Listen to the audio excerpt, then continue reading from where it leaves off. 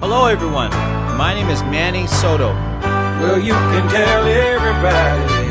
Yeah, you can tell everybody. Go ahead and tell everybody. I'm the man, I'm the man, I'm the man. Yes I am, yes I am, yes I am. I'm the man, I'm the man, I'm the man. I believe every lie that I ever told. Paid for every You get up in the morning and you have that hunter mentality, nobody's gonna have to put a carrot in front of your face. You will have an internal drive. That's why we came up with this shirt. No alarm clock needed. My passion wakes me up. I can't hardly go to sleep because I'm dreaming about what I'm going to do that next day. You gotta internalize this. This ain't about no car. What happens when you get the car? This ain't about no house. What happens when you get the house? They sell cars, they sell homes. Your dream should be bigger than what they sell. And one of my mentors, I met him 6 years ago, taught me so much about finance, Manny Soto. Hey, let's do that. All right, in 30 seconds. Good evening, everyone. That was really weak. Let's try that one more time. Good evening, everyone. If I had to sum up my identity, which is what I'm assuming that Wade is asking for, is I'm somebody that will empower other people to take the proper steps in the future. I'm looking to empower some children as my boy Wade here is. So I think that would be, to sum it up in 20 seconds, something that I would represent. To piggyback on what Eloy said, if you guys are taking notes, hopefully you would be taking notes, but if you could write something down for me, it's a quote. The quote goes like this: that with which you do not hate, you will eventually tolerate. That with which you do not hate, you will eventually tolerate. Malcolm X said that, and as controversial as he is, take that quote as far as you'd like it to go. There's 3 reasons why people take action. There's only 3. Again, if you're taking notes, it's to gain pleasure, it's to avoid pain, and it's to please others. Most of us just don't have any type of direction, obviously. If I could get the left side of the room, just for a second, the left side of the room, on the count of 3, if you could scream as loud as possible, I'd appreciate it, okay? So let's try that. 1, 2, 3. Cool. That was pretty loud. Just point behind this. On the right side of the room, I'd like for you all to scream as loud as possible. On the count of 3. 1, 2, 3. How many of you would agree with me in saying that the right side was probably louder? Now, the left side, you got one more opportunity. One more opportunity to make it great. Scream at me on the count of 3. 1, 2, 3. See, here's my point, ladies and gentlemen. Here's my point, okay? Initially, all of us look around and we go, man, what the hell happened, right? There's 3 types of people. There's people that make things happen. There's people that watch things happen. And then, obviously, there's people that say, what happened? Initially, the left side of the room, they competed. But the right side of the room, immediately, when they set the bar, the right side of the room said, I'm going to set the bar a little bit higher. You follow what I'm saying? Success leaves clues. Yes, we know this. But if we take action on that, and if we can control these 3 majors, which is gaining pleasure, avoiding pain, and to please others, we can ultimately make anything happen. But I think of the number one thing is don't lie. Just be 100. So you see a lot of different guys or gals that they're asked a question and they try and answer the question and they answer the question wrong. And then people jump to conclusions, and obviously they eliminate the trust factor. So number one, from the very get-go, I would say don't lie. If you don't know the answer, go and get the answer. Let them know, hey, respectfully, I don't know the answer. Let me get the answer for you within the next 24 hours, and we can go from there. Number 2 is constant positive energy. I I was in the, she's already smiling at me. Diana was in the back, and she goes, man, I got to be on something that you're on. And I said, no worries. It's called Soto Power, you know. I have it constantly. Anytime you want to draw some blood, let me know. But I think it's super cool that you can have a choice of what type of individuals to be around. I have an aunt of mine, and she's just one of these negative, dull, disillusioned crybabies, if you don't mind me saying so. And anytime she's at a party or a picnic or anything like that, it's like, oh man, I got to get away from her. And you know, she tracks me down sometimes because I'm like Mr. Positive, right? And she goes to me, she goes, hi, mijo, and I'm like, oh, hi, tia, how are you? And then I go, how you doing? Oh, my arthritis and my back and your tío sucks and all these different things. And I think to myself, man, you know, I got to get the hell out of Dodge, you know, real quick. I love being around positive, upbeat people that have a goal in life, somewhere to be. You know, I go to the market sometimes and I just can't stand being behind somebody that's just slow walking. It just drives me crazy, right? So I got to get out of their way. So that, just to name a couple different things, I would say, number one, be honest, and number two, you know, be an upbeat you. You know, you don't have to get up on stage and tell everybody how shoot, after listening to Sophia's story, man, I don't ever have any complaints, let me tell you. You know what I'm saying? Can I get a big round of applause for that? Whatever your excuse is, that's exactly what it is, an excuse. You know? My 7th grade math teacher used to tell me all the time, Mr. Soto, excuses don't feed the bear. You know, you got to get out of that stinking thinking. And if I had a couple things to bring up, those would be the number 1 and 2. I'm sure there's about 20 of them, and I can speak all day on them, but those are the 2 things that come up to me immediately. Or do you set goals? But how do you prepare for what's to come if we're blessed to see another day, the inevitable of the future? How do you best prepare for that? I'll go again. I'm good. Okay. I got a good story. I love this crap. Okay, so imagine Wade's the pilot on our flight.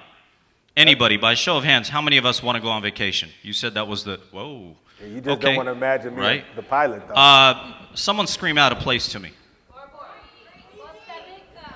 Italy! All right, G, we're going to Italy, okay? Ready. So Wade's the pilot.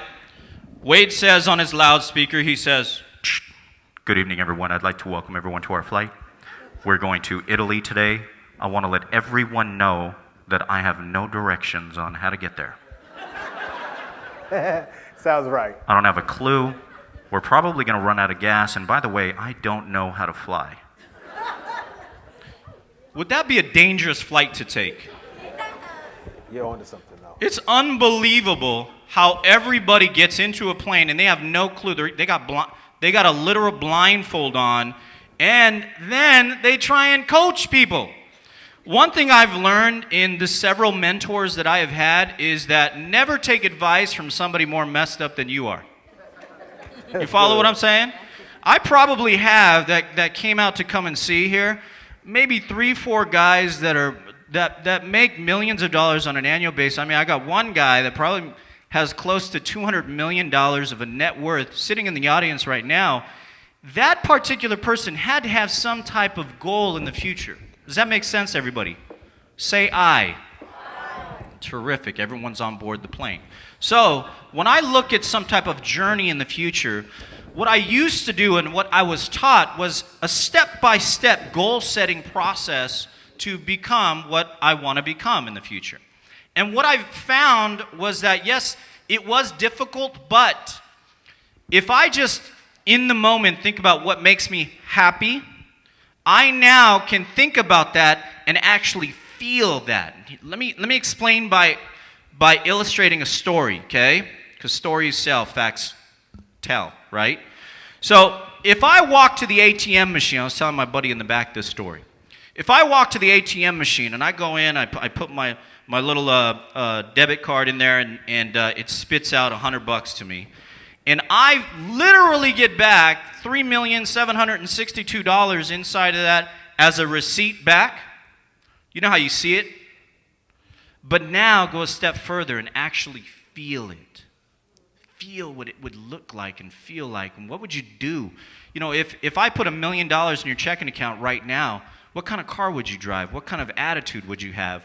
Would you still be that dull, disillusioned, crybaby type of person? Would you still give me the damn excuses that you do on a consistent basis? No, you wouldn't. You got to feel it, ladies and gentlemen, and be in the moment. Stop being so low. Thank you.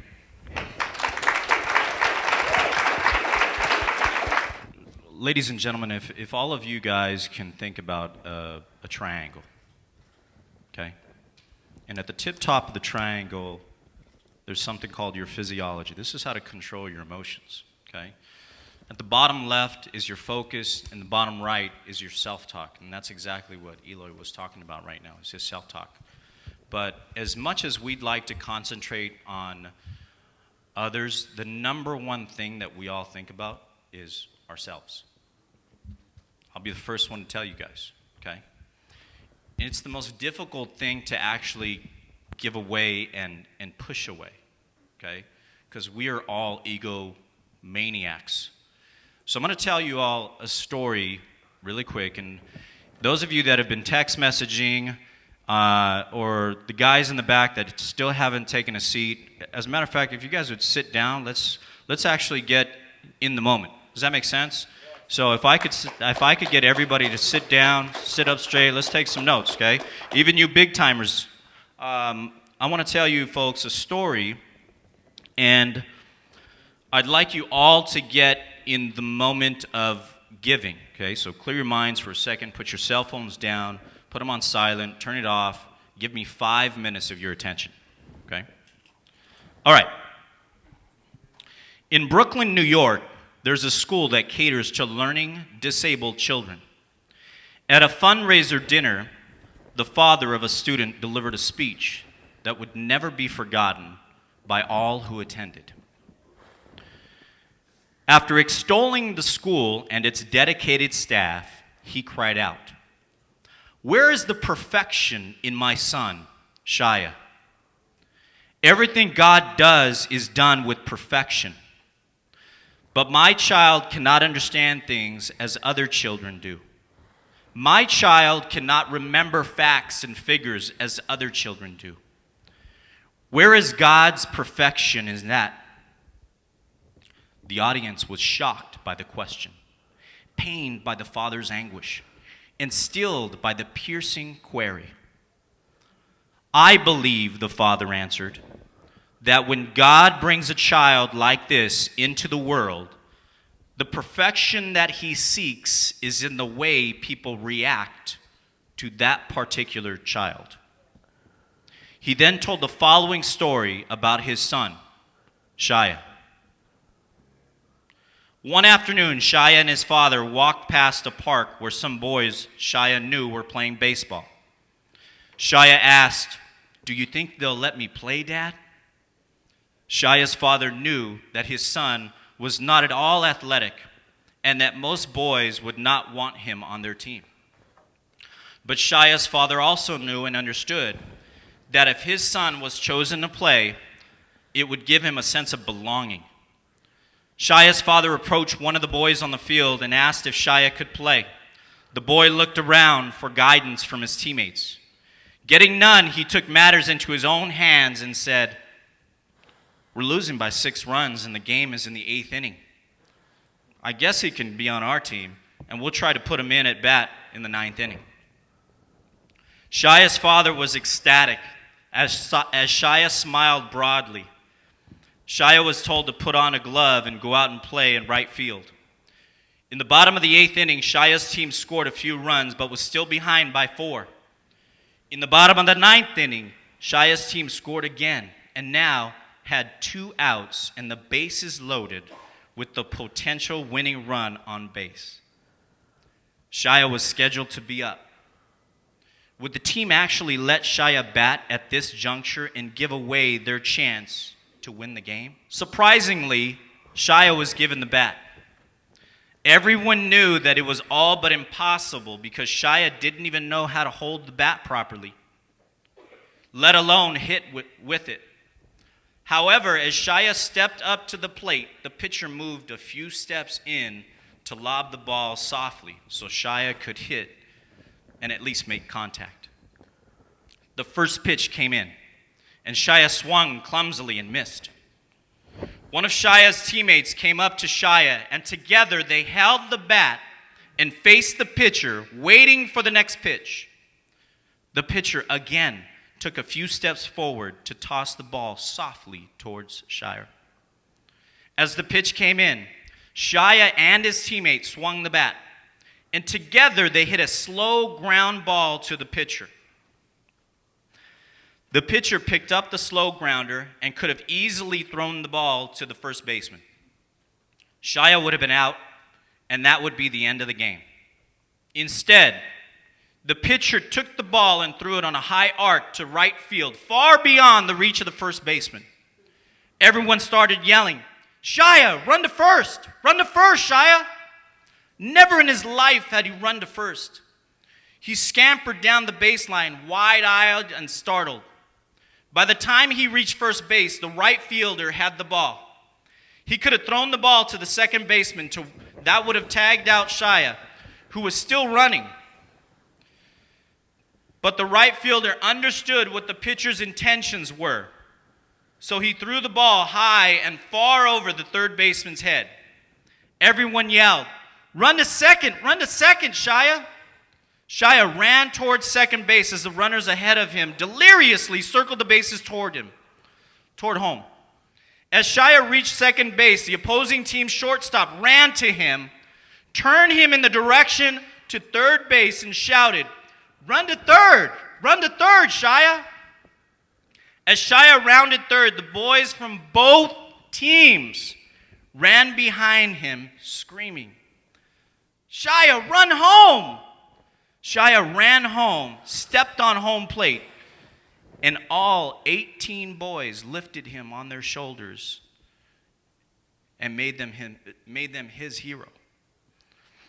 As he had just hit a grand slam and won the game for his team. "That day," said the father softly, with tears now rolling down his face, "those 18 boys reached their level of God's perfection." That fall, Shia passed in his sleep, his father never forgetting the gift given to his boy that afternoon. Isn't it crazy how we can empower each other to become something unbelievable in other people's hearts? You know, people ask me sometimes, they go, "Hey, what's your goal? What's this?" And they look for something that's going to be selfish. We all have the power to change so many different people's lives. Make it happen. Yeah, you can tell everybody. Yeah, you can tell everybody. Go ahead and tell everybody. I'm the man, I'm the man, I'm the man. Yes, I am, yes, I am, yes, I am.